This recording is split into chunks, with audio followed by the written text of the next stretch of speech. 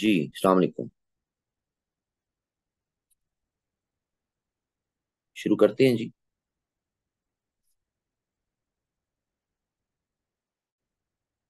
क्योंकि हम रीजन के टॉपिक्स में बात कर रहे हैं तो रीजन के कॉन्टेक्स्ट में इंडिया एक ऐसा टॉपिक है हमारे कॉम्पिटिटिव एग्जामिनेशन में कि पाकिस्तान अफेयर, करंट अफेयर या किसी भी तरह के जो इंटरव्यूज हैं उसके लिए फिर इस टॉपिक का हमारा तैयार होना जो बड़ा जरूरी है। तो इंडिया को लेके हम कोई 10 से 12 टॉपिक्स हम करेंगे जी। क्योंकि यू नेवर नो कि वो आपसे किस तरह का, किस तर्ज का टॉपिक पूछ ले।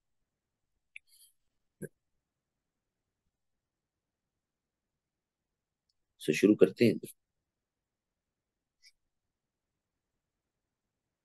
कुछ टॉपिक्स यूनिवर्सल हमें फिनोमेना के तौर पे नजर आएंगे इंडिया पाकिस्तान के रिलेशंस में। कुछ जरा नए एस्पेक्ट्स जो हैं वो देखने को मिलेंगे।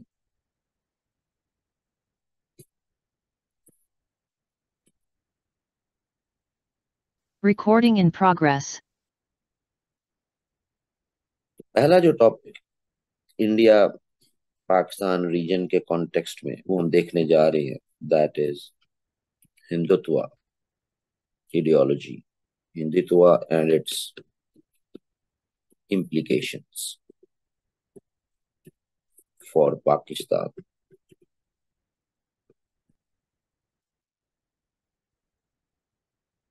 ज्यादातर यही समझा जाता है कि हिंदुत्व एक रिलीजियस ideology है, but it is much more than a religious ideology.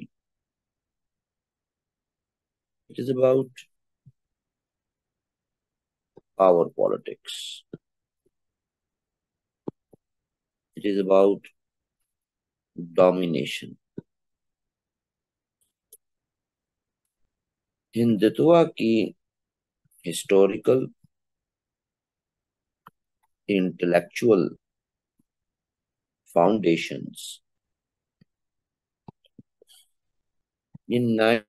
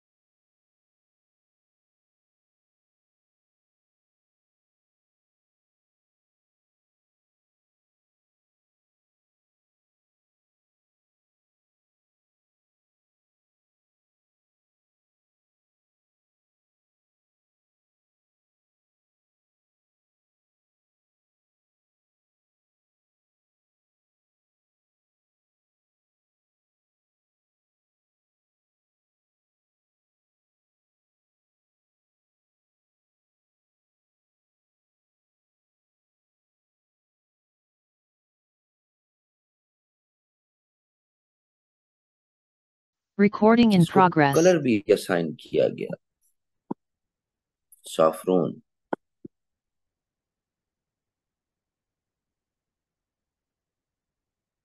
तो इनिशियली तो ये इसी डोमेन में चली है जी। ठीक है जी।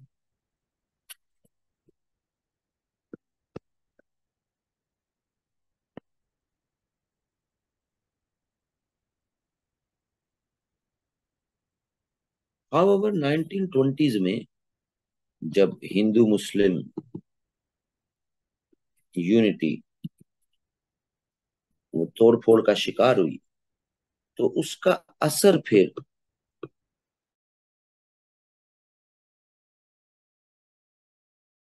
देखते हैं कि 1930 से सावरकर और उसके फॉलोअर्स ज्यादा हिंदू जाति की बात करना शुरू होते नजर आते हैं। ठीक है जी।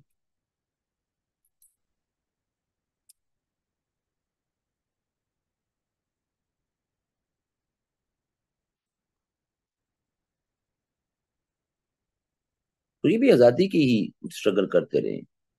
ठीक है जी। दे वर वेरी क्रिटिकल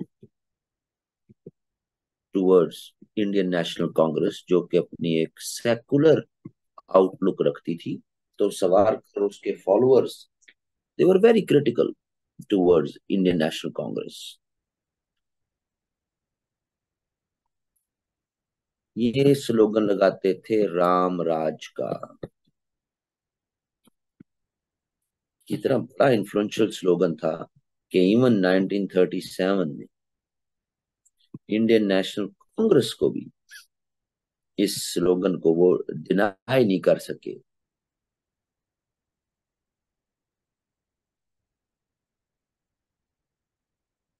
लेकिन इंडियन नेशनल कांग्रेस के फोरम से ऑफिशियली कभी ये स्लोगन रेज हुआ, तो नेशनलिस्ट हिस्टोरियोग्राफी जो इंडियंस की है, जिसमें बड़ा नाम जो है वो फिर प्रोफेसर ताराचंद का है। डॉक्टर ताराचंद 4 वॉल्यूम्स में फ्रीडम मूवमेंट लिखी। वो कहते हैं नहीं, इंडियन नेशनल कांग्रेस ने कभी नहीं नारा लगाया, ये बाकी ग्रोहों के नारे थे। वो तो इसको एक सेकुलर आउटलुक में देखते हैं।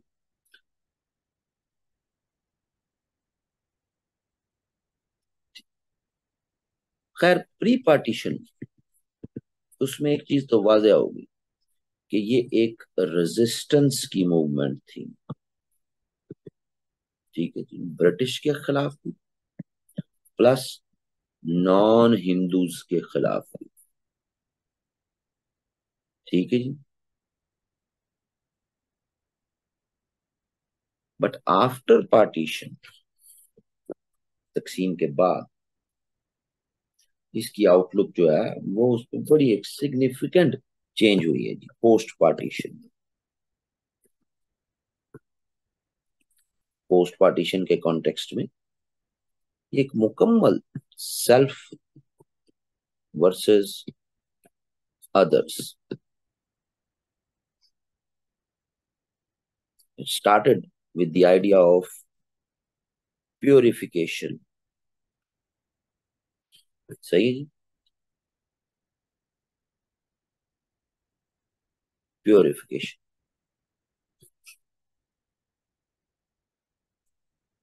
प्योरिफिकेशन क्या है? जो स्पेसिफिकली हिंदूज के लिए 1990s तक ये कोई एक्टिव पॉलिटिकल मूवमेंट नहीं बनी। ये एक सोशल रिलीजियस मूवमेंट के तौर पर ही चलती रही। लाइमलाइट में हिंदुत्व एज एन आइडियोलॉजी वो आ ही 1992 में रही है। बाबरी मॉस्क का जो एपिसोड है, वहां से ये लाइमलाइट में आना शुरू हुई। ठीक है जी। और स्लोली एंड ग्रेजुअली हम देखते हैं कि बीजेपी, भारतीय जनता पार्टी, उसमें इसकी पेनिट्रेशन होना शुरू हुई। अपना जो पॉलिटिकल विंग तो नहीं है BJP, BJP was not a political wing of Hindutva, but Hindutva ideology slowly and gradually BJP में पेनिट्रेट कर, उसको हाईजैक कर। सही जी।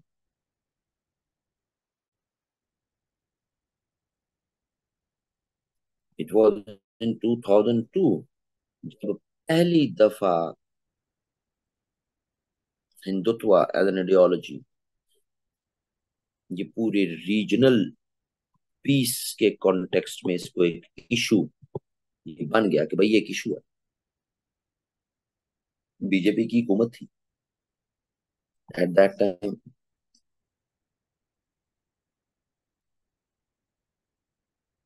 था क्या था जी, ये इशू क्या था? 2001-2 के दरमियान की बात है। था क्या जी, ये बॉम्बे में एक नेशनल कन्वेंशन बुलाया गया। ठीक है जी। और उसमें ये कंसेंसस किया गया कि all non Hindus in India वो हिंदू ट्रेडिशन को फॉलो करें, otherwise they must leave India.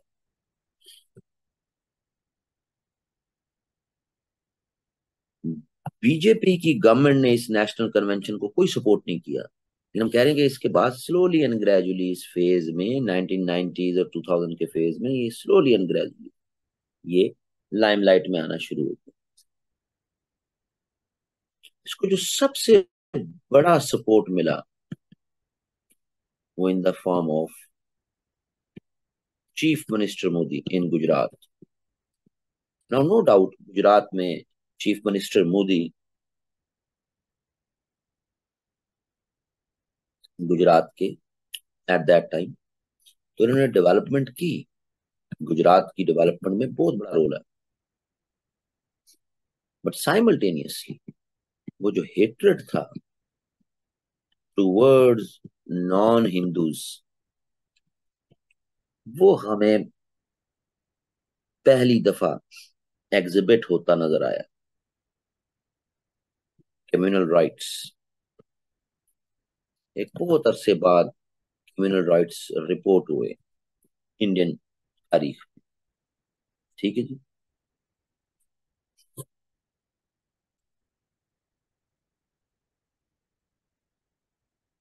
और उस वक्त से फिर स्लोली एंड ग्रेजुअली पहले पार्टी के लेवल पर और फिर 2014 के इलेक्शंस में बीजेपी की पार्टी का आना और प्राइम मिनिस्टर मोदी का आना, तो वहां से फिर स्टेट लेवल पर भी हिंदुत्व आइडियोलॉजी। अब इसको कैसे कनेक्ट किया जाता है, यानी कि प्राइम मिनिस्टर मोदी, बीजेपी और इनके जो आप कह लें कि क्लोज एसोसिएट्स ये इसको रिजेक्ट करते हैं कि ना तो कोई हिंदुत्व के साथ मोदी का बीजेपी का ताल्लुक है, ना आरएसएस के साथ बीजेपी का मोदी का ताल्लुक है। गो के हालांकि बुनियादें तो आरएसएस के साथ भी जुड़ी हुई, राष्ट्रीय सेवक संघ के साथ, खैर, लेकिन ऑफिशियली ऑन नहीं करते। तो हम क्यों फिर इसको कनेक्ट करते हैं? हम इसलिए कनेक्ट करते हैं कि 2002 से लेके till date Modi as chief minister then Modi as prime minister ये जो सिंबल्स यूज करते हैं, ये जो लैंग्वेज यूज करते हैं, ये वही सिंबल्स और वही लैंग्वेज है जो सवारकर 1920s 1930s में यूज किया करते थे। मन मन उसी की कॉपी। ठीक है जी। मसलन सवारकर ये वर्ड रिपीटेडली इस्तेमाल करते रहे कि मैं हूं चौकीदार ऑफ हिंदू रेस।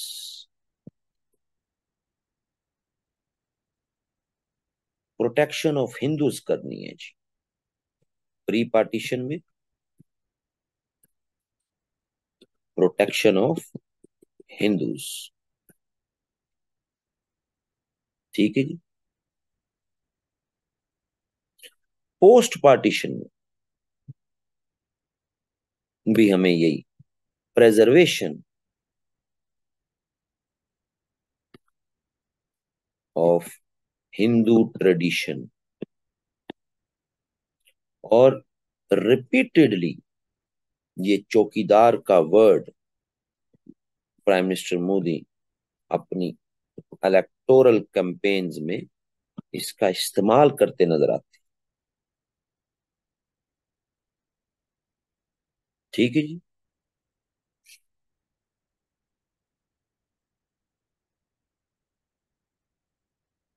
फिर इसके बाद खास तौर पर सेकंड जो टर्म है प्राइम मिनिस्टर मोदी की, उसमें भी हमें वो आउटलुक नजर आती है, जैसा कि कश्मीर के केस में 370 एंड 35A को खत्म कर दिया गया, इनको रिवोक कर दिया गया।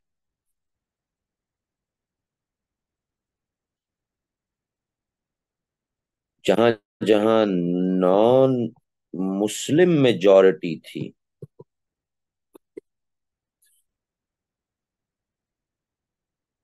कश्मीर में, लद्दाख में, उसको ज्यादा वेटेज दिया गया। मोस्ट रिसेंटली जो डिलिमिटेशंस की गई, उसमें भी नॉन मुस्लिम मेजॉरिटी कश्मीर की, उसको माजी की निस्बत ज्यादा सीटें दी गई। सेकेंडली फिर सिटीजनशिप अमेंडमेंट एक्ट, ये भी 2019 में आया। वही इंडिया फॉर इंडियंस। ठीक है जी।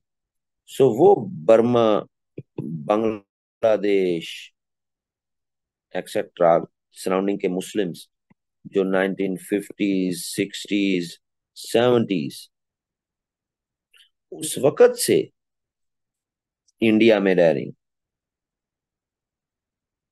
उन तमाम से सिटीजनशिप राइट ले लिया गया। अच्छा, ये ले लिया गया मतलब बड़ा स्वीपिंग स्टेटमेंट है। मतलब उनको कहा गया जी प्रूव करें, अपनी आप आइडेंटिटीज प्रूव करें। लेकिन जाहिर है हम उसको फिर अपने कॉन्टेक्स्ट में देखते हैं। इसी तरह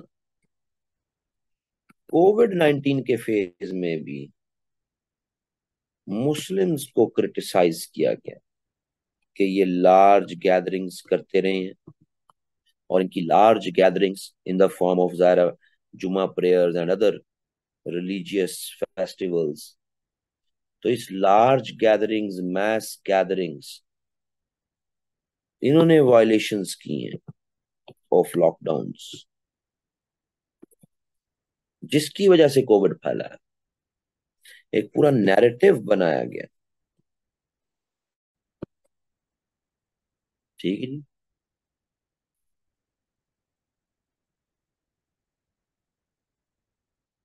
लेकिन हम कह सकते हैं वन वे और दी अदर कि ये सारी बातें तो जी इंडिया के डोमेस्टिक डिसीजंस है। इंडिया अपने मुल्क में जो भी करता, हमें क्या, बीइंग अ स्टेट, वो हिंदुत्व की आइडियोलॉजी चलाए, वो पूरे इंडिया को हिंदुत्व पे लाए ना लाए, वो अपने सिटीजन्स के बारे में जो मर्जी व्यू रखे, सही है जी। वो यूएन की रेजोल्यूशन को एक्ट अपॉन नहीं कर रहा, लेकिन जो प्रोविजन उसने 370 35A की दी है वापस ले लिए, भाई उनकी मर्जी। सपोज कोविड पे भी अपने मुस्लिम्स को जो भी कहते हैं कि ये सारे तो जी डोमेस्टिक उनके मैटर्स हैं, हमें क्या जरूरत है इनमें, इनको देख के ये कहने की जी हिंदुत्व हमें क्या तंग कर रहा है जी। ठीक है जी।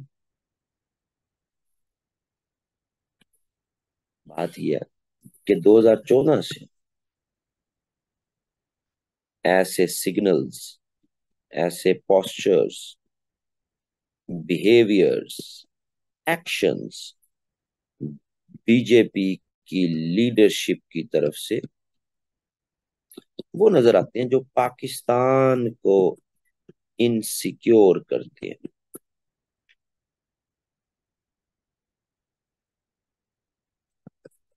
मसलन किसी भी तरह की टेररिस्ट एक्टिविटी उसको पाकिस्तान के साथ ही कनेक्ट कर देते हैं विदाउट एनी प्रूफ। ठीक है जी, जोड़ देते हैं पाकिस्तान के साथ।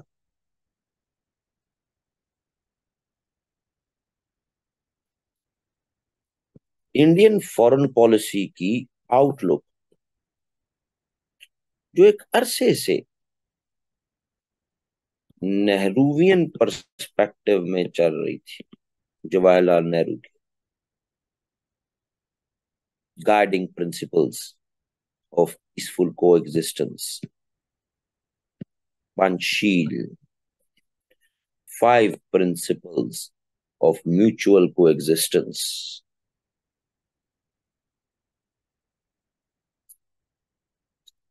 ये मुकम्मल तौर पर रिप्लेस कर दी गई। Replaced by what? पांच अमृत। और पंच अमृत की जो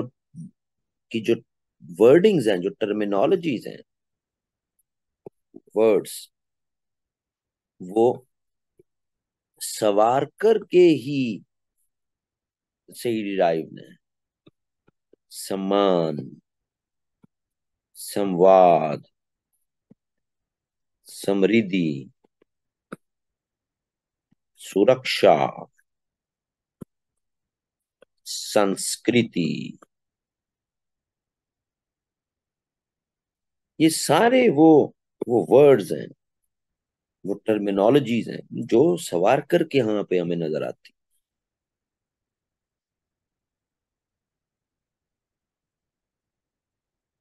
सो जनाब, ये एक कंसर्न तो है। सो पाकिस्तान का जो इस पे फिर पर्सपेक्टिव है, वो सीधा सीधा ये है कि कश्मीर का स्टेटस, इसको चेंज करने में इस हिंदुत्व आइडियोलॉजी का ज्यादा अमल दखल है।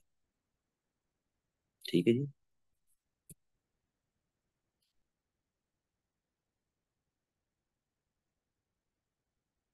ठीक है जी, कि आगे पीछे तो कभी इतना बड़ा डिसीजन लेने का ख्याल नहीं है।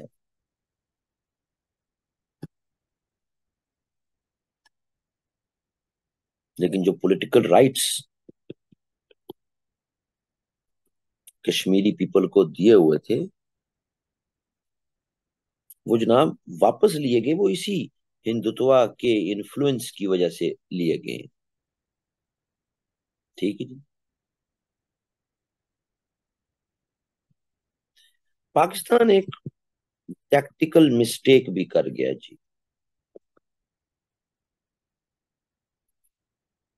पाकिस्तान में ये जनरल परसेप्शन है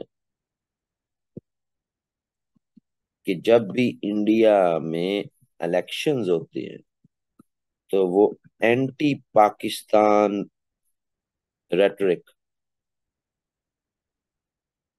उसका इस्तेमाल करते हैं। So what ever happened in 2014 in during the election campaign, Pakistan ने उसको मिसकैलकुलेट कर दिया, ज्यादा वेटेज नहीं दी। ठीक है जी। लेकिन 2015, 2016 दिन में जनाब फॉल्स फ्लैग ऑपरेशंस हुए जी, सर्जिकल स्ट्राइक्स। फिर 2019 again air attack, false flag air attack. फिर blotting the image of Pakistan, Pulwama का एपिसोड। तो देन पाकिस्तान में फिर हमें ये रियलाइजेशन मिलती है कि ये सिर्फ इलेक्टोरल पॉलिटिक्स के स्लोगन्स के तौर पे नहीं, बल्कि ये मुकम्मल एक एजेंडा के तौर पर चल रहा है जी। ठीक है जी।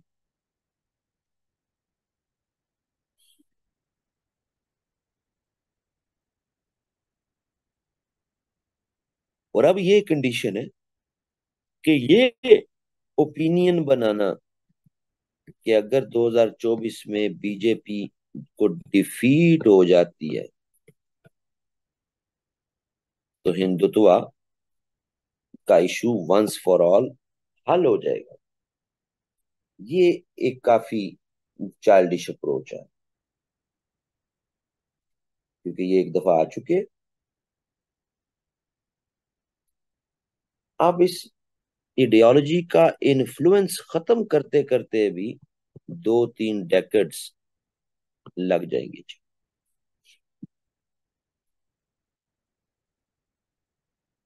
ठीक है जी। सो ऐसी सूरत में पाकिस्तान क्या करे? इम्प्लीकेशंस तो बड़े शदीद हो गए हमारे लिए ये सारे। तो ऐसी सूरत में फिर हमारे पास ऑप्शंस क्या हैं पाकिस्तान के पास? ये डोमेस्टिक मैटर नहीं है सिर्फ, ये हेजेमनी का पूरा एक रीजनल थीसिस है। सो पहला तो ये कि जिस भी तरह के ह्यूमन राइट्स के वायलेशन हो रहे हैं against any non Hindu community, उसको पाकिस्तान हाईलाइट करे, जिससे हम प्रूव कर सकें कि हिंदुत्व एक कल्चरल डोमिनेशन की पॉलिसी,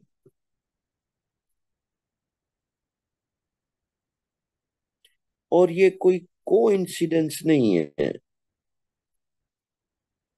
कि जब से हम 2019 से इस नैरेटिव की एडवोकेसी कर रहे हैं ग्लोबल लेवल पर, पिछले इन्हीं 3-4 सालों में कोई ना कोई नॉन मुस्लिम इंडिविजुअल या नॉन मुस्लिम कम्युनिटी वो पाकिस्तान में वायलेंस का शिकार होती नजर आती है। ये कोई कोइंसिडेंस नहीं है,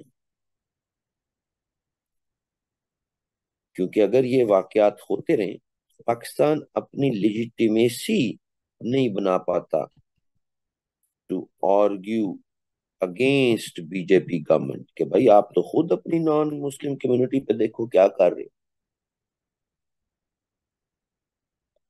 सो things are not that easy कि मेयरली चंद लोगों के उकसाने भड़काने पर सियालकोट में मैनेजर मर जाए, चंद लोगों के उकसाने पर जड़ावाला में 4-4 5-5 चर्च गिर जाएं। तो things are not that easy कि आप उनको इतने आसानी से अंडरस्टैंड कर देंगे, भाई कैसे हो सकता है?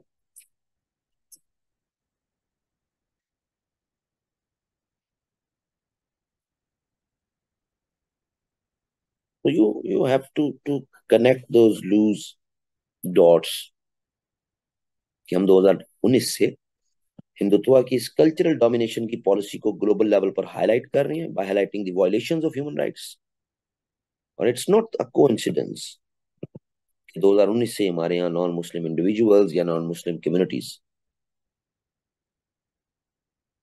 उन पर किसी ना किसी तरह की वायलेशन वो रिपोर्ट होती नजर आती है।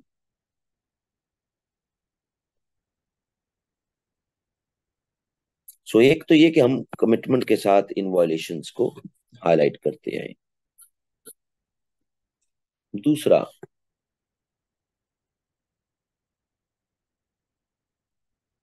पाकिस्तान के पोस्चर्स, बिहेवियर्स टुवर्ड्स इंडिया वो असर्टिव होने चाहिए।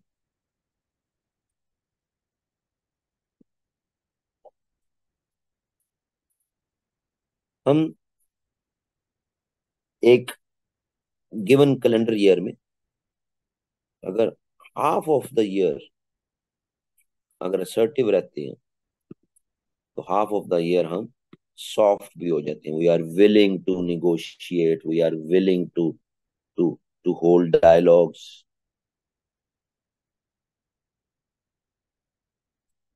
प्रॉब्लम ये है ऐसे असर्टिवनेस में कि ये स्ट्रॉन्ग इकोनॉमी ही असर्टिव हो सकती है अपने पोस्चर्स बिहेवियर्स में, फॉरेन पॉलिसी. सो अगर आपने हिंदुत्व को डिफीट करना है, या आपने हिंदुत्व को हाईलाइट करना है कि ये आइडियोलॉजी है साउथ एशिया के रीजनल पीस के लिए एक इशू, तो आपको फिर अपनी इकोनॉमी को पहले स्ट्रांग करना. क्योंकि असर्टिव अप्रोच फॉरेन पॉलिसी में एक स्ट्रांग इकोनॉमी ही रख सकती, एक वीक इकोनॉमी नहीं रख सकती. और आखिरी ये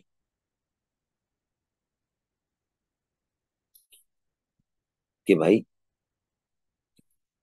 पाकिस्तान अपने आप को हर वक्त प्रिपेयर रखे, किसी भी वक्त नेक्स्ट फॉल्स फ्लैग ऑपरेशन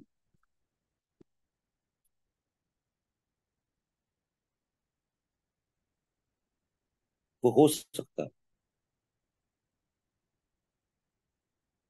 किसी भी वक्त. और एक्यूज किया जा सकता है पाकिस्तान. 21st सेंचुरी में फॉल्स फ्लैग ऑपरेशन एक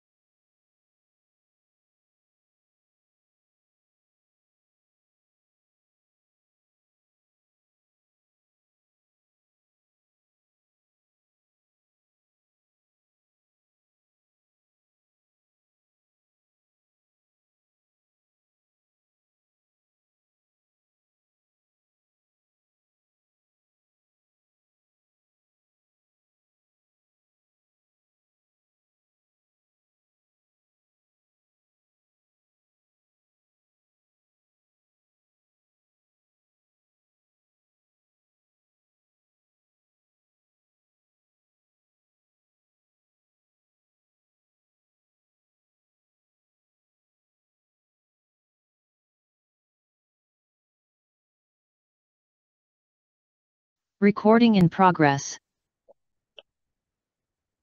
स्टेट लेवल पर गवर्नमेंट चेंज हो गई, लेकिन सोसाइटी में ये प्रिवेल करता रहेगा.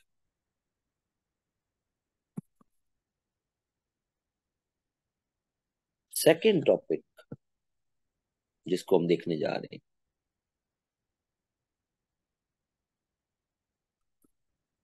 वो Indian artificial intelligence capabilities.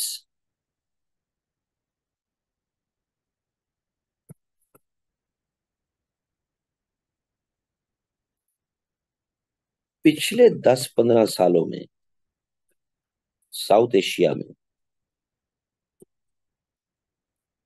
Militarisation of artificial intelligence ये बड़ा तेजी के साथ फैल रही है जी. खास तौर पर 3 डोमेन्स में: intelligence, surveillance and reconnaissance. ISR कहते हैं जिसको, ISR टूल्स. इनका इंडिया इनमें अपने आप को अपग्रेड करता जा रहा है तेजी के साथ. ठीक है जी, तो नई बात नहीं है, दुनिया के मुख्तलिफ कंट्रीज कर रहे हैं इन 3 डोमेन्स में. काफी टेक्निकल बातें, लेकिन हमने अपने 20 नंबर के पेपर में इंटेलिजेंस के कॉन्टेक्स्ट में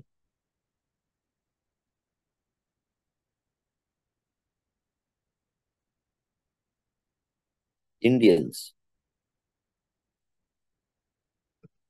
कम्युनिकेशन सैटेलाइट प्रोग्राम्स,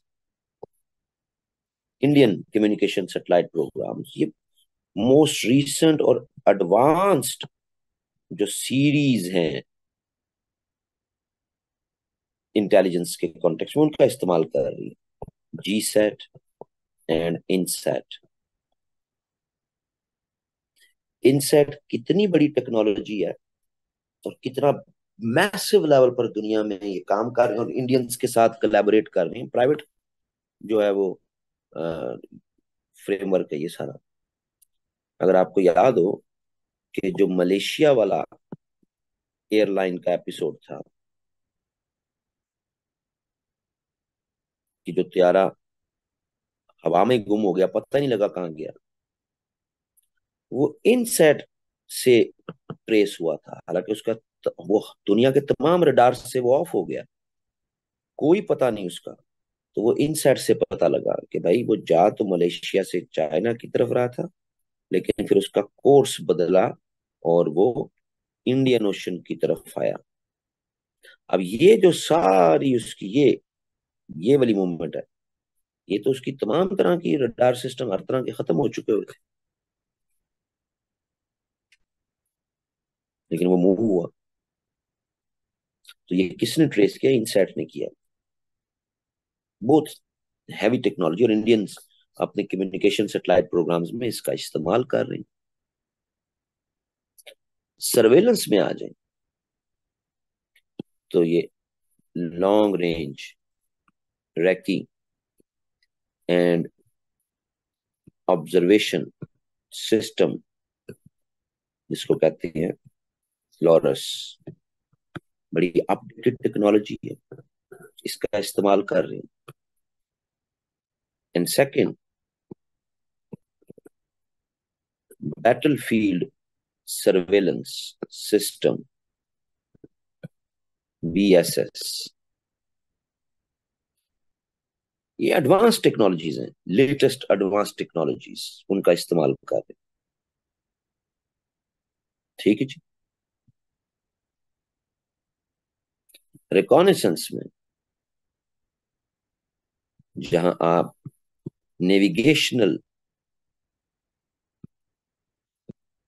सिस्टम अपना उसको अपग्रेड करते हैं, तो उसमें ये most updated airborne early warning and control system technology है, AWACS, इसका इस्तेमाल कर रहे हैं। In addition to this, United States के साथ 2020 से BECA agreement, basic exchange and cooperation agreement, under this BECA agreement data management में,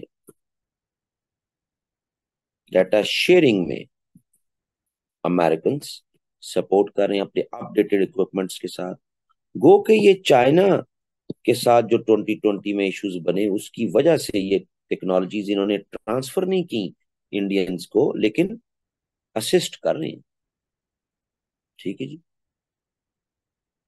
इस एग्रीमेंट के तहत Indian intelligence surveillance and reconnaissance, ये सेटअप इनके अपग्रेड भी हुए, एडवांस भी हो गए। ठीक है जी।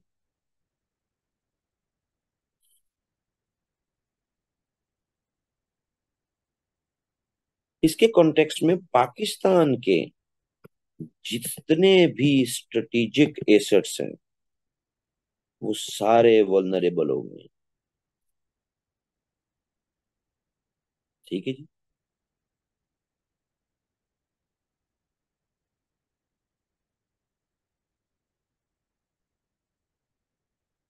अगर हम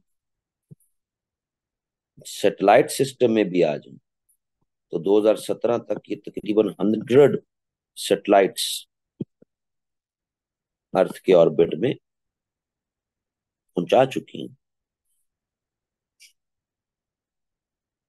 और ये स्पेस कंपटीशन पाकिस्तान के लिए बहुत एक्सपेंसिव है भाई। अगर मोस्ट रिसेंट कॉन्टेक्स्ट में भी देख लें, जो चंद्रयान 3,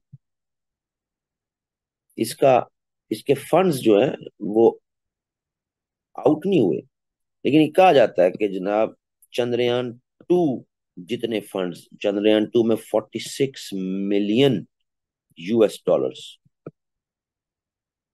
तो लगभग 50 मिलियन यूएस डॉलर्स, तो 50 मिलियन यूएस डॉलर्स जो है वो सिर्फ उस प्रोजेक्ट के आप कह लें उसकी लॉन्च और उससे रिलेटेड है। यानी आपने जो उससे पहले पूरा इदारे बनाए, उनके लिए काम किए, वो अलग है। ठीक है जी।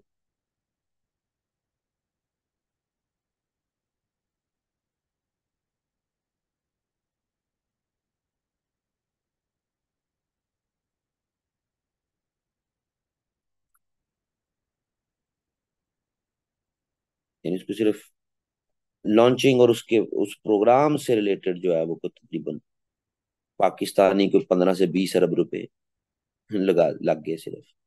तो पाकिस्तान के लिए तो बहुत एक्सपेंसिव है। बात यहां ही नहीं खत्म हो रही। इंडो इजराइल कनेक्शन, ये खास तौर पर अनमैन्ड एरियल व्हीकल, यूएवी, तो जनाब उसमें इनकी कोलैबोरेशन हो रही है। इजराइलियन एरोस्पेस इंस्टीट्यूशन वो कोलैबोरेट कर रहा है विद इंडियंस। ठीक है जी। यूनाइटेड स्टेट्स के साथ जो डील्स है उसमें तो सिर्फ डाटा शेयरिंग हो रही है। इसराइल के साथ डील्स में डाटा ट्रांसफर भी हो रहा है, टेक्नोलॉजी भी ट्रांसफर हो रही है। और ये मोस्ट रीसेंट जो चंद्रयान 3 वाला एपिसोड है, इसने तो वादिया कर दिया कि Indian satellite system, Indian space programme and artificial intelligence का यूजेज वो तो बहुत आगे निकल चुके हैं पाकिस्तान से।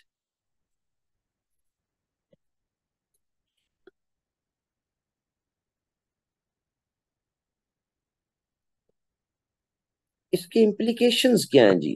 भाई रीजन के कॉन्टेक्स्ट में रीजन की स्ट्रेटेजिक स्टेबिलिटी वो खतरे में है जी। माजी में भी रीजन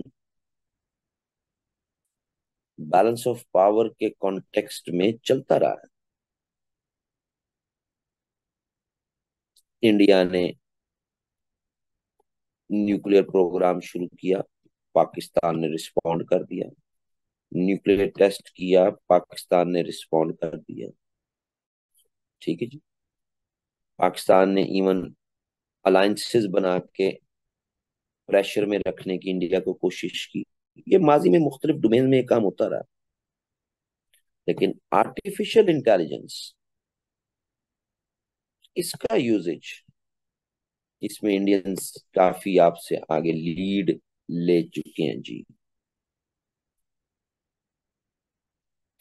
ऐसा नहीं है कि पाकिस्तान ने कोई एफर्ट्स नहीं की हुई, बिल्कुल पाकिस्तान की भी एफर्ट्स हैं, लेकिन वो कोई करीब नहीं आती हैं इसके।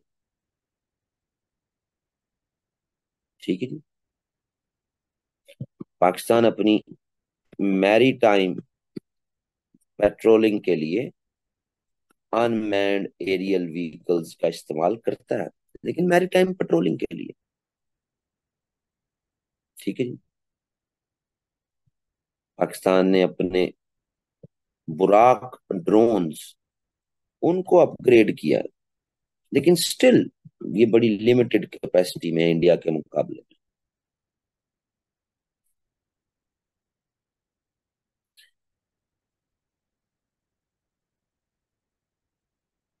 स्ट्रेटेजिक स्टेबिलिटी इसलिए भी खतरे में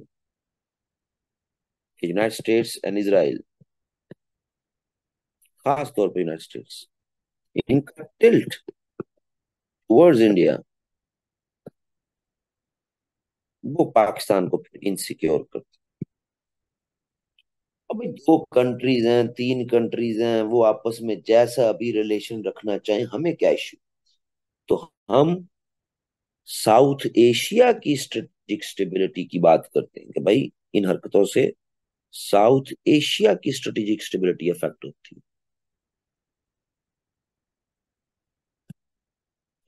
ऑप्शंस क्या है फिर पाकिस्तान के पास, इतना बड़ा डिफरेंस है। अभी हम तीसरा टॉपिक, वो इंडियन स्पेस एजेंसी और पाकिस्तानी जो स्पेस एजेंसी है उनका भी थोड़ा सा हम देखेंगे कि कौन कहाँ पे मौजूद है।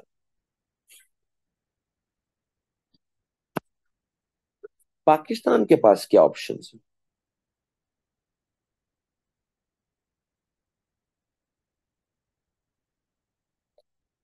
एक तो आपके पास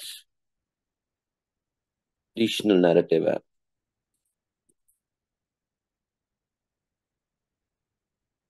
अगर इंडिया ने एज अ स्टेट अपनी कैपेबिलिटीज बढ़ाई हैं तो पाकिस्तान उसको रिस्पॉन्ड कर दे। इसी को कहते हैं ना बैलेंस ऑफ पावर। ठीक है जी। लेकिन जनाब पाकिस्तान के लिए ये हाईली एक्सपेंसिव है जी। हम अपनी इकोनॉमी की फाइट में ही लगे हुए हैं, तो ये तो बहुत एक्सपेंसिव है हमारे लिए। इस डोमेन में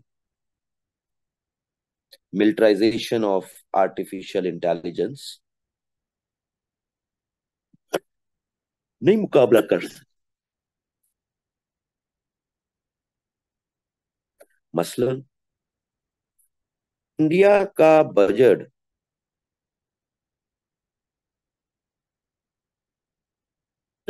2045 for the advancement of ISR and AI technologies as well as satellite missions मिला के एज ऑफ 2045 का जो इनका एलोकेशन है कि हम हर साल पैसे खर्च करते रहेंगे और 2045 तक हम इतने पैसे खर्च करेंगे, ये 130 बिलियन US डॉलर।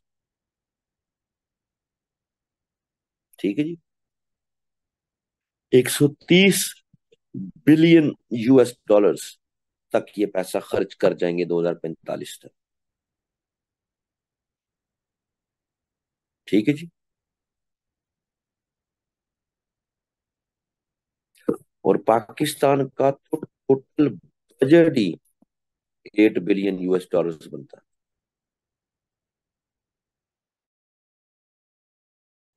सो इस डोमेन में तो ये ट्रेडिशनल नैरेटिव तो ये लेस लाइकली है कि इसमें तो नहीं पाकिस्तान ऑपरेट कर सकता, इसमें तो इंडिया को टफ टाइम में दे सकता। तो फिर दूसरा बड़ा ऑप्शन क्या है? उसको आ जाता है from balance of power to borrowing power. From balance of power to borrowing power.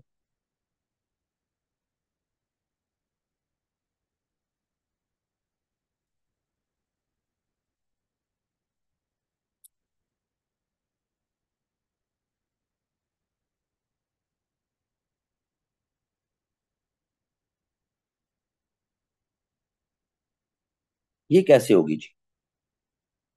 तो इसके लिए पाकिस्तान के पास दो ऑप्शंस हैं।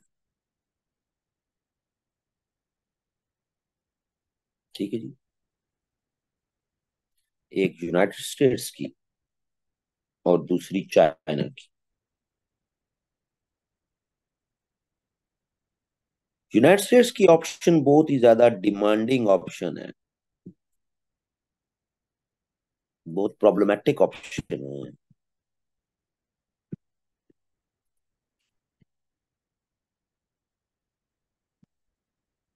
यूनाइटेड स्टेट्स इसलिए असिस्ट करता है इंडिया को बिकॉज ऑफ चाइना फैक्टर। सो हमें यूनाइटेड स्टेट्स क्यों असिस्ट करेगा, क्यों सपोर्ट करेगा, जबकि हम किसी भी तरह चाइना के साथ अपने रिलेशंस डिटेरियोरेट नहीं करना चाहते।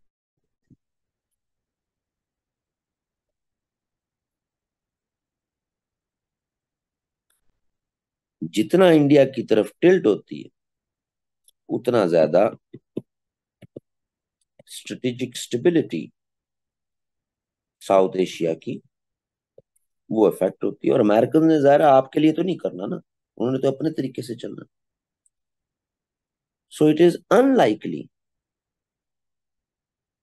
कि American would support you, assist you in this journey of upgradation of artificial intelligence. और अगर करेंगे भी तो वो इंडिया चाइना फैक्टर के कॉन्टेक्स्ट में। सो ये भी पाकिस्तान के लिए लेस लाइकली है।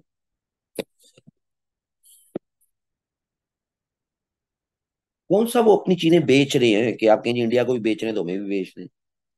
वो तो सपोर्ट दे रहे हैं, असिस्ट कर रहे हैं। चाइना फैक्टर फिर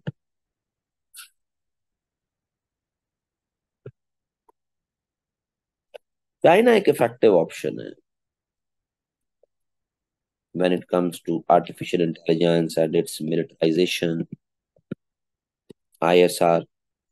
इनके लिए चाइना एक बेहतर ऑप्शन है। सही है।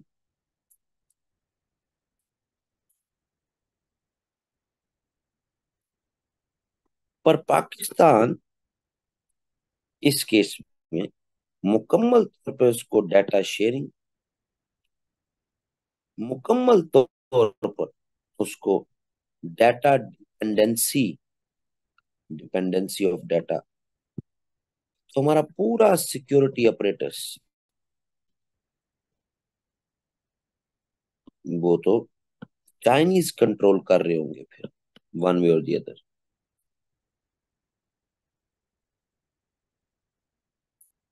अभी भी मोस्ट रिसेंटली हमारे यहाँ जो 5G पे वर्किंग हो रही है ये मुकम्मल की मुकम्मल चाइना की डिपेंडेंसी में है।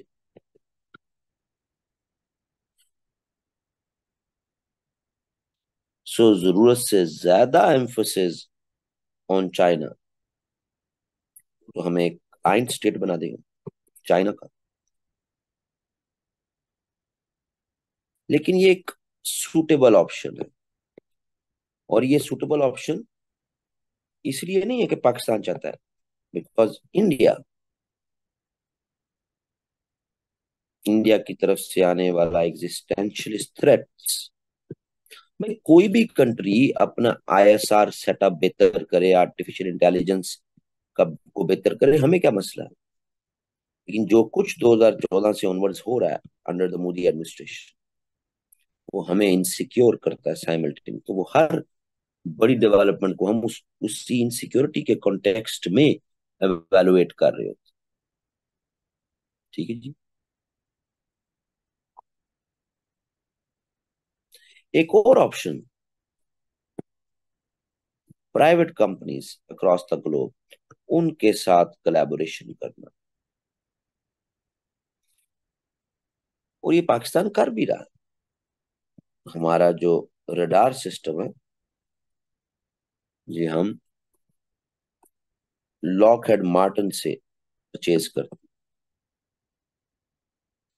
2021 में हमने न्यू रडार सिस्टम के लिए लॉकहेड मार्टिन से ही रुजू फरमाया। बट अगेन प्राइवेट कंपनीज के साथ इशू ये है कि ये अपग्रेडेशन बिलीव नहीं रखते। सेटअप पुराना हुआ है वो कहते हैं न्यू सेटअप इंस्टॉल करो जी। तो ये भी आपके लिए फिर एक्सपेंसिव हो जाता है। So Pakistan clearly is in a state of flux when it comes to intelligence, surveillance, and reconnaissance.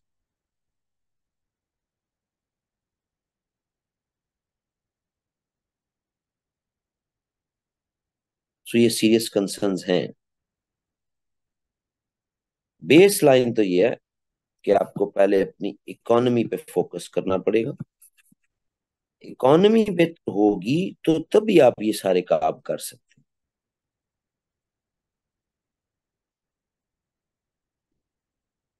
ठीक है जी।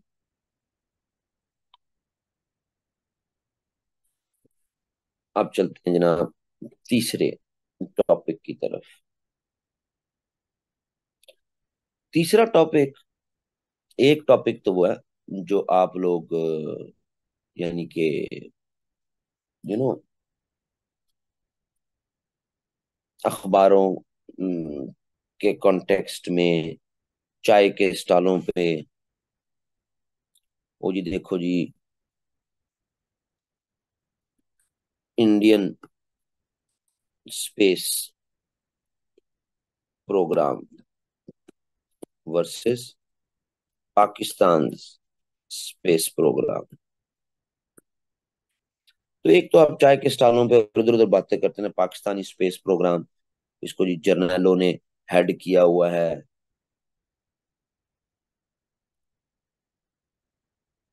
एफए पास होते हैं, इन्हें क्या पता हो। ये कहानियां करंट अफेयर में नहीं लिखनी।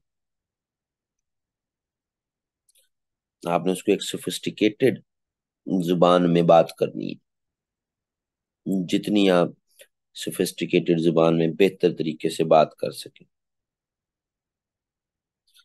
तो दोनों का एक कंपैरिजन जरा देख लेते हैं, इंडियन स्पेस प्रोग्राम का भी और पाकिस्तान के स्पेस प्रोग्राम का भी। दूध का दूध, पानी का पानी हो जाएगा। ठीक है जी।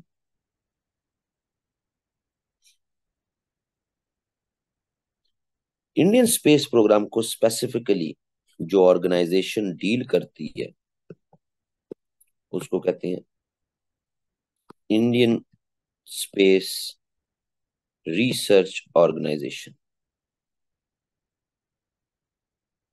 ठीक है जी।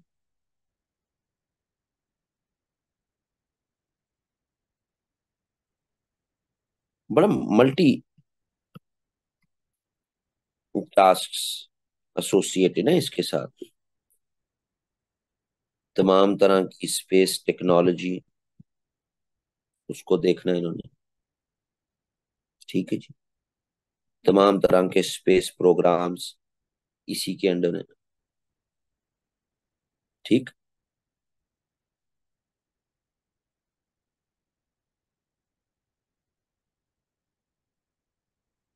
ये आज से नहीं चल रही,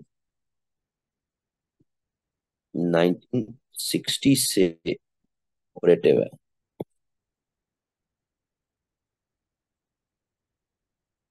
लेकिन जो बड़े काम कर चुके हैं ना ये अभी तक, मिशन मार्स, मिशन मून, ये मिशन मून को ही आप कहते हैं ना ये चंद्रयान 1 2 3। ठीक है जी।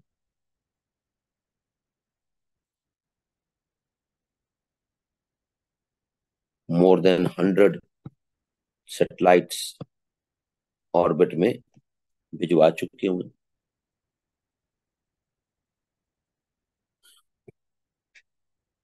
और मार्स का तो जो फाइनल बड़ा झटका आपको आगे 2024 पे लगना है। Mission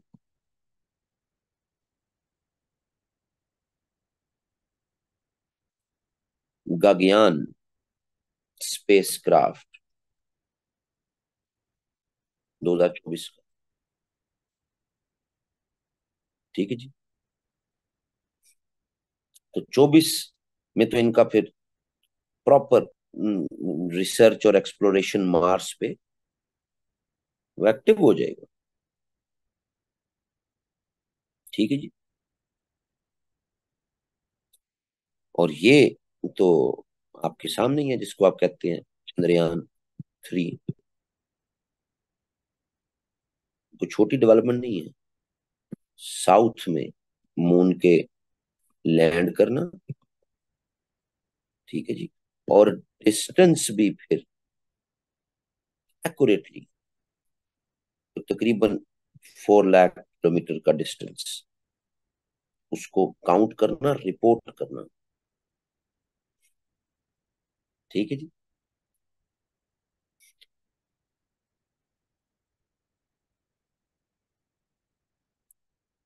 so Indian space programme वो एक कंसिस्टेंसी के साथ ऑपरेटिव है। 1988 की फर्स्ट सैटेलाइट भेजी थी, और अब तक 100 से ज्यादा भेज चुके हैं।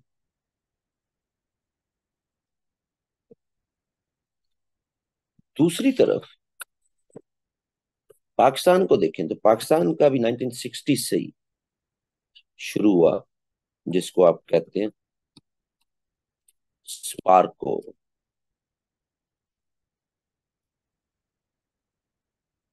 स्पार्को, स्पेस, अपर, एटमॉस्फेयर, रिसर्च कमीशन, ठीक है जी। लिखने में कैसे लिख देते हैं फिर? Space and upper atmosphere research commission, ठीक है जी।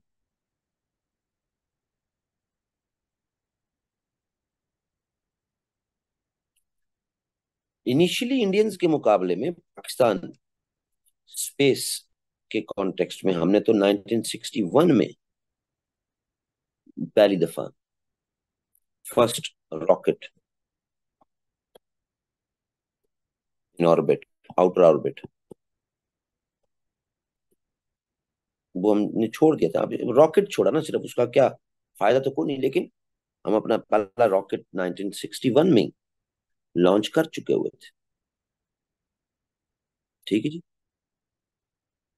उसके बाद हमें कहा जाता है जी कि हम अदर सेटेलाइट्स 1990s में, बदर सेटेलाइट्स, बदर 1, बदर 2, ये भी छोड़ चुके हूँ।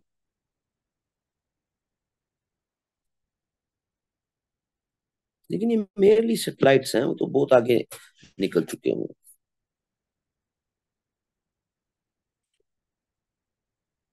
इशू कहाँ पे है?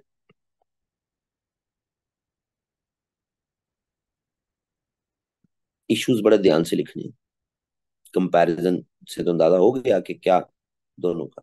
अब वो इश्यूज में ये कहानियां कि जी फौजी यहाँ पर चेयरमैन बैठे हुए हैं,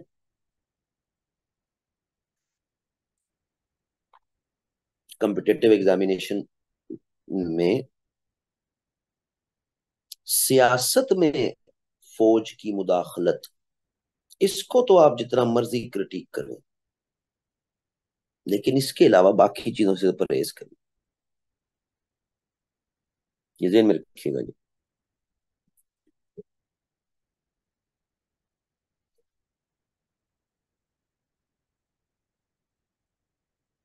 इशू ये है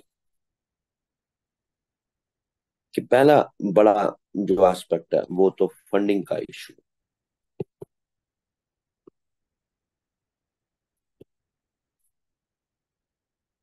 चंद्रयान 3, इट इज एलाइज्ड कि 50 मिलियन US डॉलर्स का ये प्रोजेक्ट था, तो ये तो पाकिस्तान अफोर्ड ही नहीं कर सकता ना जी, कि इस तरह के किसी प्रोजेक्ट पे 15-20 बिलियन PKR वो एलोकेट कर।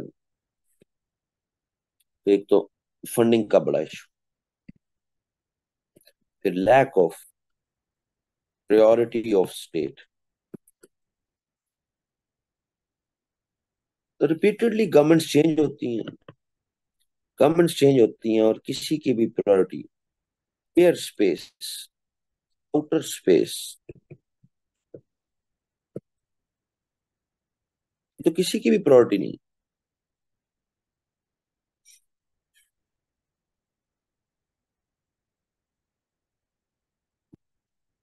फिर पीपल्स फैक्टर।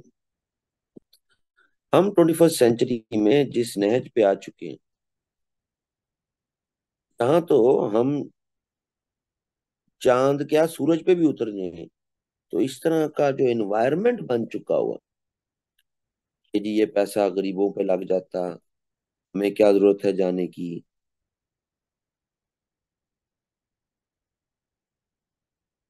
एक पूरी की पूरा एक नैरेटिव ऐसा बन चुका हुआ पीपल्स फैक्टर। कैसे प्रोग्रेसिव हम, जी लोगों को रोटी चाहिए, आप जनाब सेटेलाइट्स बना रहे हैं, स्पेस में जा रहे हैं, क्यों?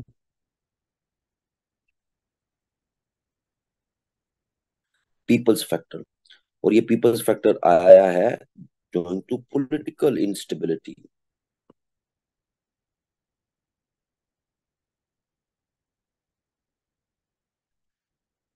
फिर पाकिस्तान को काफी हद तक बहुत सारी टेक्नोलॉजिकल चैलेंजेस का सामना है।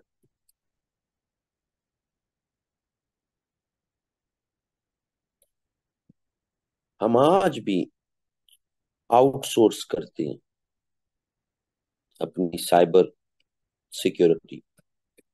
उसके लिए हम आउटसोर्सिंग करते हैं, नॉट इन टर्म्स ऑफ के पर्सन आप लें, but in terms of data भी आउटसोर्सिंग करते हैं। हमारी तो इतनी कैपेसिटी को नहीं। सो इस टेक्नोलॉजिकल चैलेंज की वजह से आपका पूरा सिक्योरिटी ऑपरेटर्स वो इनसिक्योर तो ना वल्नरेबल हो जाता है।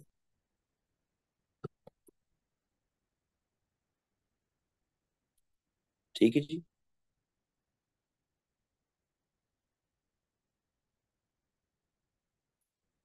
फिर इंटरनेशनल कोलैबोरेशंस का इशू, वो कैसे है जी?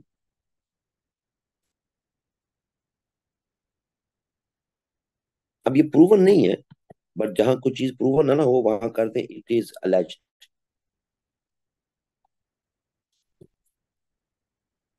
इट इज अलेज्ड कि यूएस नासा उसने support provided support to India इस चंद्रयान 3 के जो है वो एपिसोड में। हमें कौन कोलैबोरेट करे, हमें हमारे साथ कोलैबोरेशन कौन करे? खास तौर पे टेक्निकल साइड पे।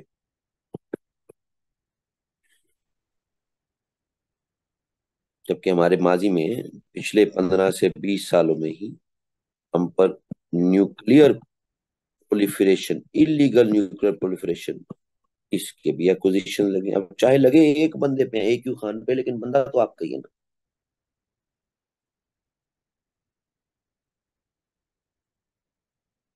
समझ आ रही है?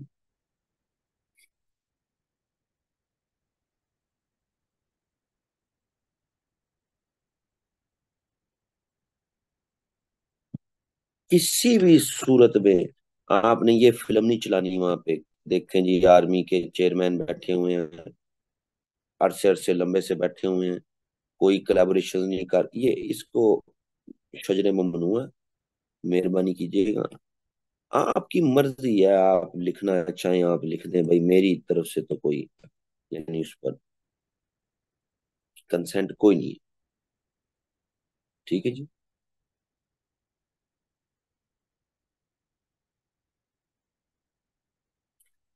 सो ये एक कंपटीशन तो हमारे पे पोज कर दिया गया है, लेकिन इसके रूट्स भी फिर आपकी इकोनॉमी के साथ जुड़े हुए। Being a small and high problematic economy, तो हम ये नहीं अफोर्ड कर सकते।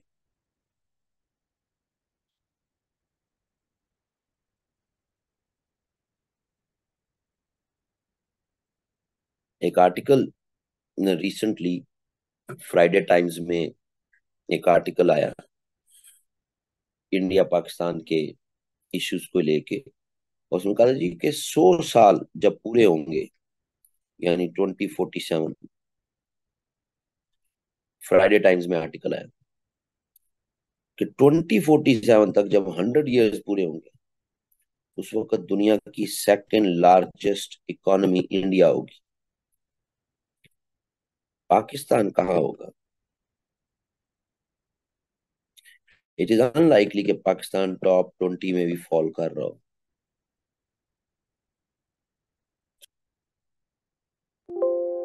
इन 2047,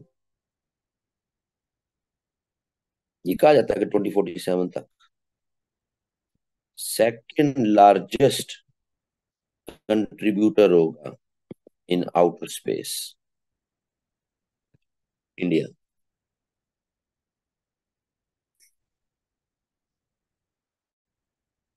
ठीक है जी।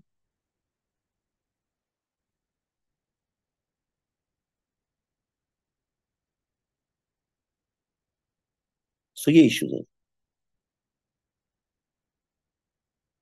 किसी भी तरह से इंडियन जो स्पेस, क्या नाम था इसका पूरा, नाम ही लिखा है इसका मैंने, इंडियन स्पेस प्रोग्राम। नहीं नहीं, पीछे है, लिखा होगा यार मैंने। ये कैसे हो सकता? हाँ, ये ISRO। ISRO और आपका स्पार्को, इनका कोई कंपैरिजन नहीं है जी आपस में, किसी भी तरह का।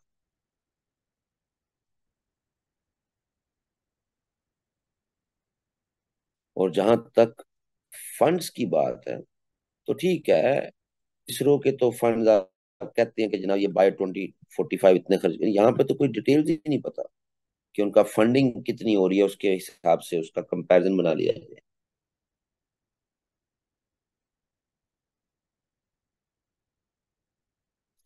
तो ये बहुत बड़ी वेकअप कॉल है जी, इंडियन आर्टिफिशियल इंटेलिजेंस के कॉन्टेक्स्ट में, ISR इंटेलिजेंस सर्वेलेंस रिकॉनिसेंस के कॉन्टेक्स्ट में, स्पेस कंपटीशन के कॉन्टेक्स्ट में, हर लिहाज से ये पाकिस्तान, इनमें किसी भी ऑप्शन में पाकिस्तान के लिए इजीली अवेलेबल ऑप्शन कोई नहीं है, ना अपनी खुद से, ना बाहर से।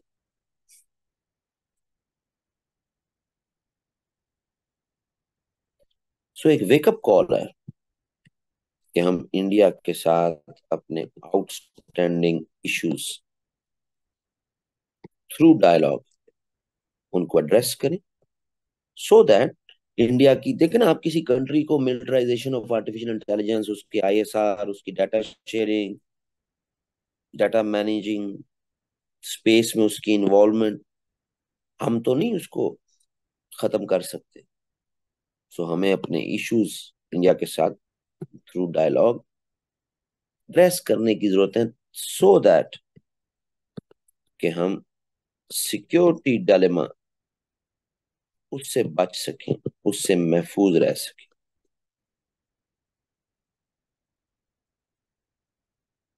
अगर हम इसी सिक्योरिटी डायलेमा में फंसे रहेंगे, तो जाहिर है फिर सोशियो इकोनॉमिक अंडर डेवलपमेंट रहेगी, डिफेंस ही मजबूत होगा बस।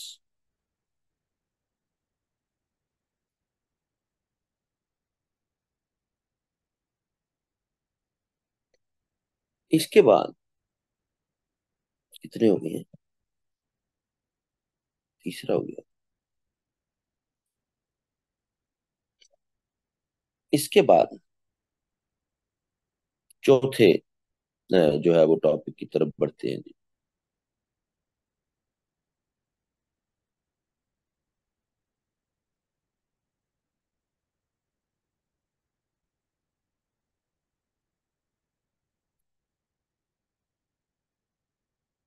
चौथा टॉपिक बड़ा मजेदार है जी। अब बात इस तरह है कि वो आपसे पेपर पॉइंट ऑफ व्यू से पूछ सकता है कि भाई आपकी क्या अंडरस्टैंडिंग है। चलो कश्मीर वाला तो लंबा टॉपिक है, उसको तो जो है वो कल देखेंगे। लेकिन बाकी और देख लेते हैं। एक बड़ा चौथा एक बड़ा मजेदार जो स्कीम है जिसको देखना बड़ा जरूरी है when it comes to India and Pakistan relations, and that is security dilemma.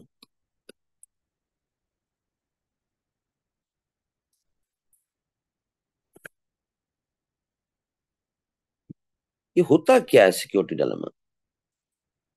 South Asia के रिलेशंस को पाकिस्तान इंडिया के, इनकी one of the best explanations अगर कोई हो सकती है ना जी उसको समझने की, वो सिक्योरिटी डायलेमा। इतना ये जबरदस्त टॉपिक है कि आपको पूरे का पूरा साउथ एशियन पॉलिटिक्स आपके सामने तस्वीर की तरह चलना शुरू हो जाता है।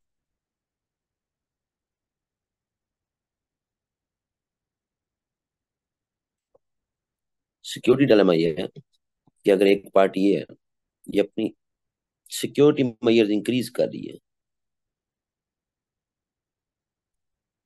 और उससे कोई बी पार्टी इनसिक्योर फील कर रही है, तो इनके दरमियान एक्सकलेशन, कॉन्फ्लिक्ट, उसके चांसेस बढ़ जाते हैं। ठीक है जी। ये हर दौर में इंसानी तारीख में सिक्योरिटी डायलेमा किंगडम्स के दरमियान, स्टेट्स के दरमियान, तो it has been operating in the past, कोई मसला नहीं है। पाकिस्तान भी इसका शिकार रहा है।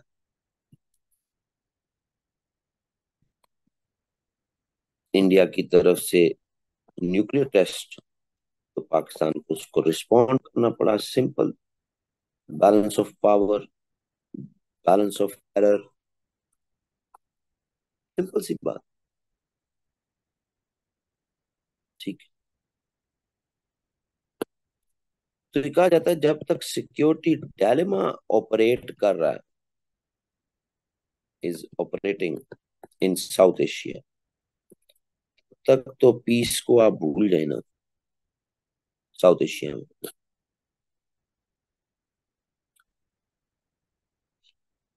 तो कुछ प्रोपोजिशंस को देखना बड़ा फिर जरूरी है। मसलन अगर सिक्योरिटी डायलेमा इंक्रीज होता है साउथ एशिया का, with this assumption in mind के इंडिया अपना सिक्योरिटी ऑपरेटर स्ट्रांग करता है, तो उससे पाकिस्तान को फिर इनसिक्योरिटी, और पाकिस्तान बीइंग स्मॉल स्टेट, तो स्मॉल स्टेट ने अपनी सिक्योरिटी को तो एड्रेस करना है। So being a small state होते हुए भी पाकिस्तान हर दौर में आर्म्स रेस में इंगेज हो गया ताकि जी बैलेंस कर सके।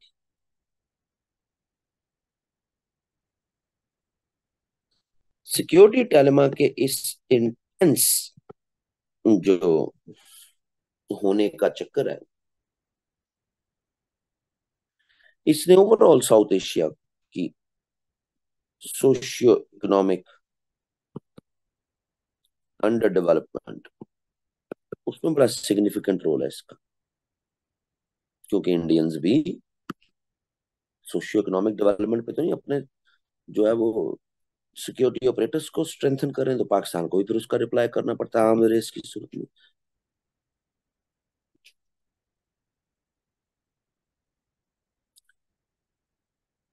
एक तो क्लासिकल प्रोविजन ये है, सिंपल।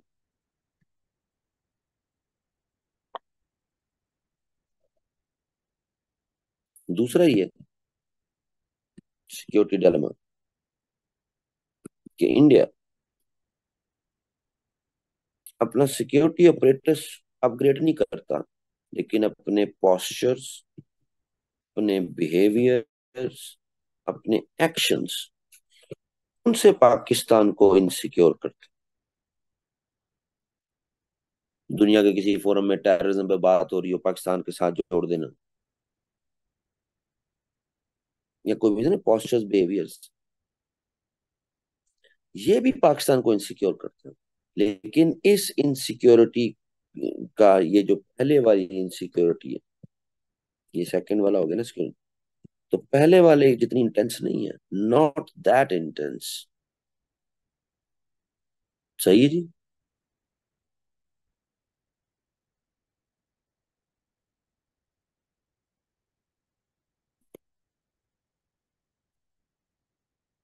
लेकिन इसमें एक प्रॉब्लम है कि ठीक है, इंटेंस तो नहीं होता, सिक्योरिटी डायलेमा रहता तो है, लेकिन ये पॉस्चर्स, बिहेवियर, एक्शंस अगर ये एक्सप्लिसिटली कम्युनिकेट ना हो रहे हो, तो ऐसे पॉस्चर्स, बिहेवियर्स, एक्शंस की वजह से ही 65 की वॉर हुई।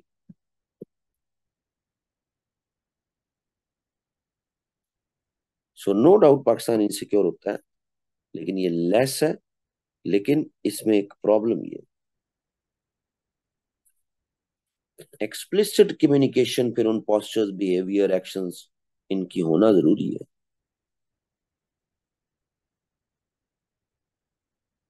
सही है जी।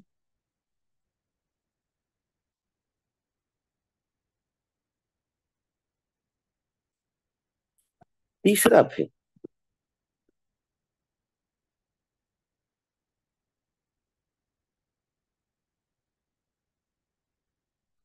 अगर सिक्योरिटी डायलेमा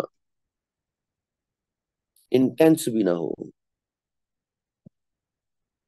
इंडिया की तरफ से पॉस्चर्स, बिहेवियर्स, एक्शंस वो भी इंटेंस ना हो, ठीक है जी, तो ऐसी सूरत में पाकिस्तान की इनसिक्योरिटीज, वो आप कह सकते हैं कि वो अचानक कोई चीज तो नहीं आनी ना, सिस्टमेटिकली चलती, भले हल्की फुल्की इनसिक्योरिटीज हैं जी इंडिया से, लेकिन ये एक पोस्चर, बिहेवियर, एक्शंस में भी नहीं, ठीक है जी, तो इंटेंस भी नहीं,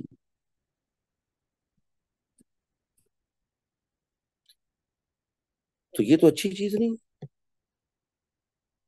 इसमें भी एक प्रॉब्लम है। प्रॉब्लम ये है, जब भी इंडिया की तरफ से पॉस्चर्स, बिहेवियर, एक्शन जरा सॉफ्ट होते हैं, पाकिस्तान की भी इनसिक्योरिटी वो अपनी लिमिट्स में रहती है, तो इसमें फिर नॉन स्टेट एक्टर्स वो कोई ना कोई टाइमली एक्ट ऐसा कर देते हैं, अनफॉर्चुनेट, जिसकी वजह से अगेन पाकिस्तान इंडिया के रिलेशंस में छुआ आ जाते हैं, फिर वही पुराने सिक्योरिटी डायलेमा चलना शुरू हो जाता है।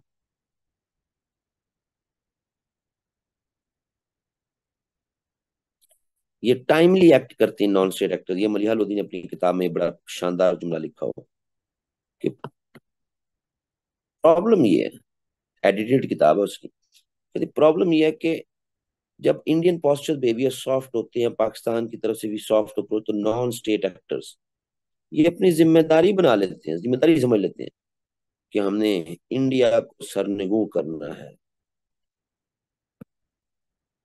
कभी ये कहीं पर टेररिस्ट अटैक, कभी कहीं पर टेररिस्ट अटैक, बॉम्बे अटैक की एग्जाम्पल ही ले लें, ठीक है जी।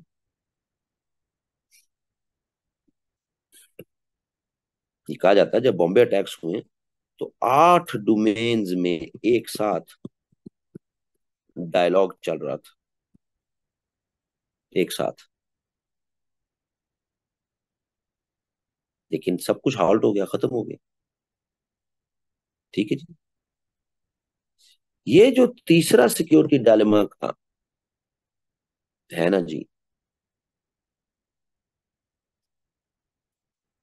इसमें इंडिया को भी ज्यादा नुकसान है, क्योंकि स्टेट ऑफ पाकिस्तान की तरफ से less issue, non state actors की तरफ के जी, वो नॉन स्टेट एक्टर्स जो समझ लो जी, पाकिस्तान की हुकूमत कुछ नहीं कर रही, अब जो करना है हमने करना है,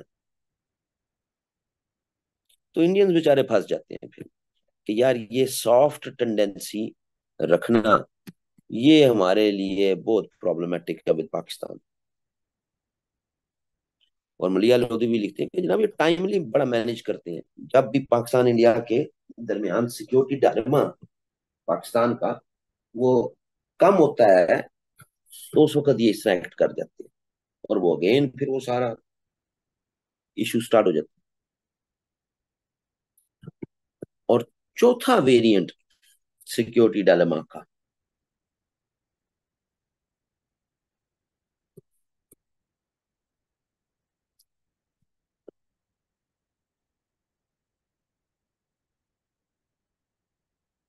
जब इंडिया की तरफ से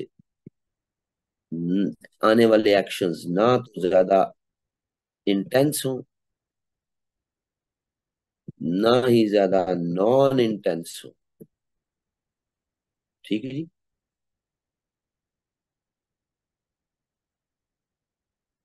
किसी भी तरह, कोई किसी तरह की एग्रेसिवनेस नजर ना आ रही हो।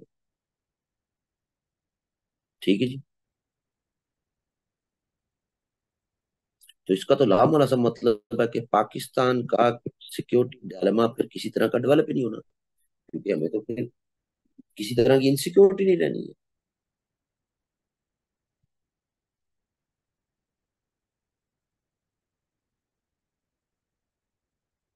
अब ये थर्ड में और फोर्थ में फर्क क्या है? थर्ड और फोर्थ में भी आप कह रहे हैं कि पोस्चर, बिहेवियर, एक्शंस ना हो, इंटेंस ना हो, यहां भी वही बात ही हो रही, लेकिन दोनों में रिस्पॉन्स में फर्क में आ जाते हैं। यहाँ response non state actors they के साउथ एशिया का लॉ एंड ऑर्डर डिस्टर्ब कर जाते हैं।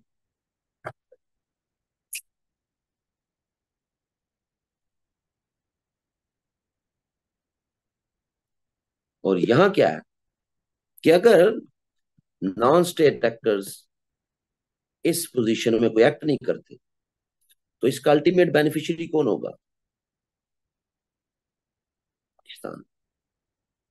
रीजन इनसिक्योर नहीं रहेगा, सिक्योर होगा, इंटरनेशनल इन्वेस्टमेंट्स आएंगी। ठीक है जी। रीजन की ग्रोथ होगी, पाकिस्तान की ग्रोथ होगी। अब इंडियंस इसलिए नहीं कि पाकिस्तान की ग्रोथ होगी, इंडिया साउथ एशिया में अपने लिए कोई इकोनॉमिक जाइंट भी अपने अगेंस्ट नहीं खड़ा करना चाहता। तो with the absence of a security dilemma, investments तो रश कर जाएंगी पाकिस्तान में, क्योंकि इंडिया तो इंटरनेशनल इन्वेस्टमेंट्स को बड़ी डिटेल्ड स्क्रूटनी करता उनकी। सो पाकिस्तान की जो इकोनॉमी के हालात हैं, पाकिस्तान ने तो आंख बंद करके कहना आ ही जाओ, बस आ ही जाओ। तो पाकिस्तान में रीजन में एक इन्फ्लक्स हो जाना, बड़ी बड़ी मल्टीनेशनल कंपनीज का, प्रोडक्शन हाउसेस का, जिससे इंडियन इकोनॉमिक हेजेमनी के जो ख्वाब है रीजन के, वो शैटर्ड हो। So meaning thereby option 3 और 4 रिलेटेड टू सिक्योरिटी डायलेमा, ये तो इंडियंस के लिए अनएक्सेप्टेबल है।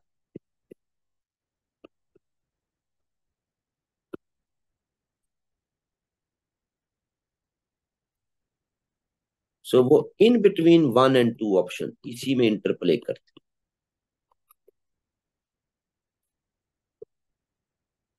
इंडियन समझते हैं कि यही उनके लिए सिक्योर है, क्योंकि जरा खामोश होते हैं तो नॉन स्टेट एक्टर्स के इशू या पाकिस्तान की सूरत में रीजन में पूरी दुनिया की इन्वेस्टमेंट्स का आना, तो पाकिस्तान तरक्की करे, इससे इंडिया को तो नहीं कोई इशू ना जी। वो कोई ये सोच के तो नहीं बैठे कि हमने पाकिस्तान को तरक्की नहीं करने देनी। एक कंपेटिटिव एनवायरनमेंट बन जाना है, जो कि इंडियंस साउथ एशिया में नहीं चाहते। वो इकोनॉमिक हेजमनी भी चाहते हैं। तो वो लार्जली फिर आपको 1-2 में ही इंटरप्ले करवाते रहते। 1-2 क्या?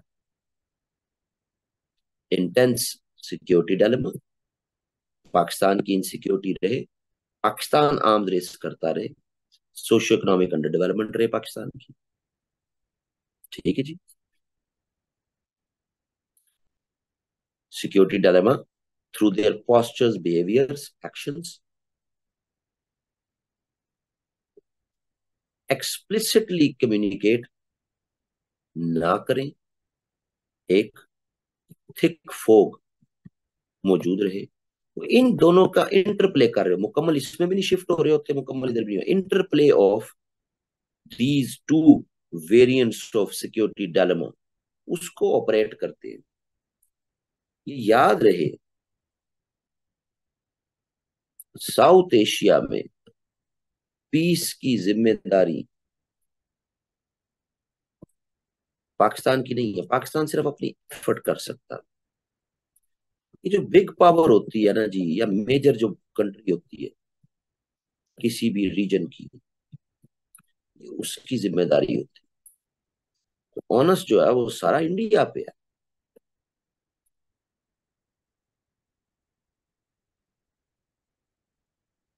अगर वो पाकिस्तान का सिक्योरिटी डायलेमा माउंट करवाते रहेंगे और वो समझते हैं इससे वो अपने इंटरेस्ट, अपनी सिक्योरिटी अचीव कर सकते हैं, तो वो इसी को चलाएंगे।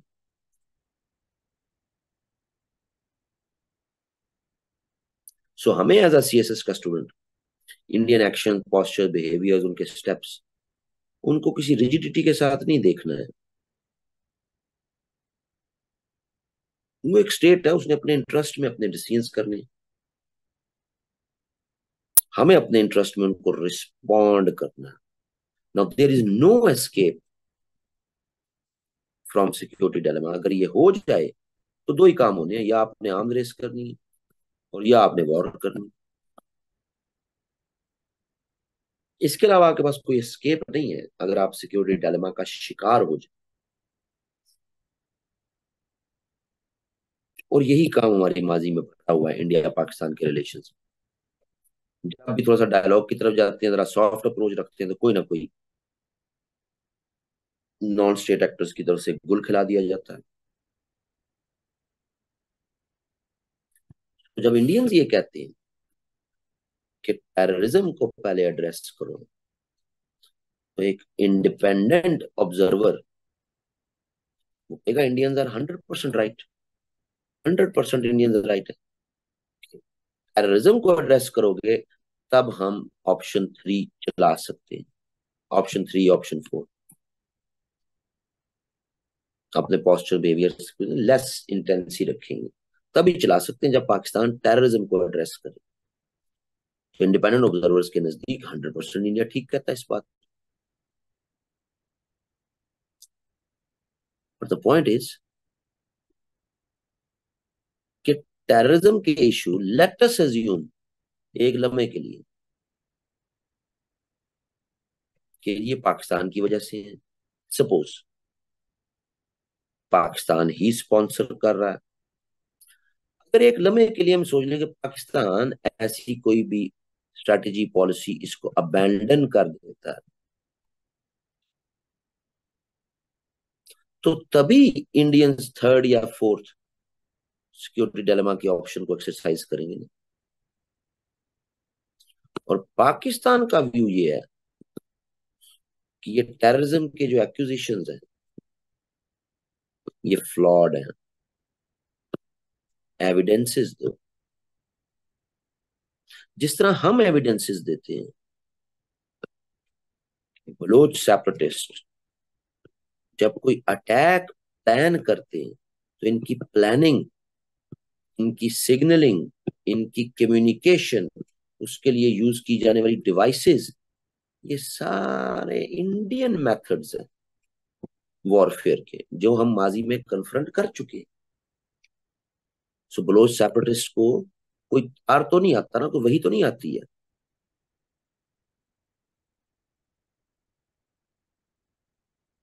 सो इनको कौन एड्रेस करेगा?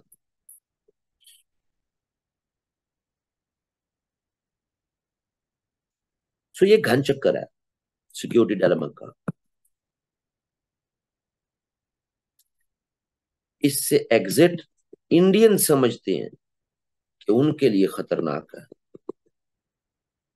इसका प्रेवलेंट रहना, इसकी प्रेजेंस, वो सिर्फ पाकिस्तान के लिए नहीं, पूरे रीजन के पीस के लिए खतरनाक है।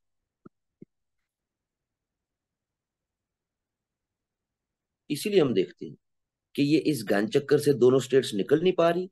तो जब भी कोई सिवियर इशू आता है, तो इररिस्पेक्टिबल ऑफ द फैक्ट कि यूएस टिल्ट किस तरफ है, चाइना की टिल्ट किस तरफ है, ये सब बड़ी पावर्स मिल जाती हैं साउथ एशिया के उस गिवन मूवमेंट को, उस गिवन इशू को एड्रेस करने के लिए।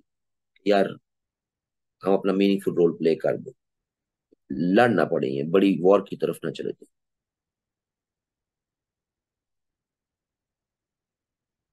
ये था जी आपका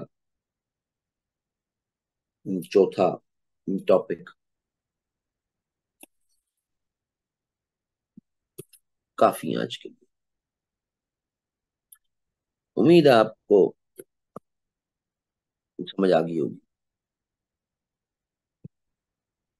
Recording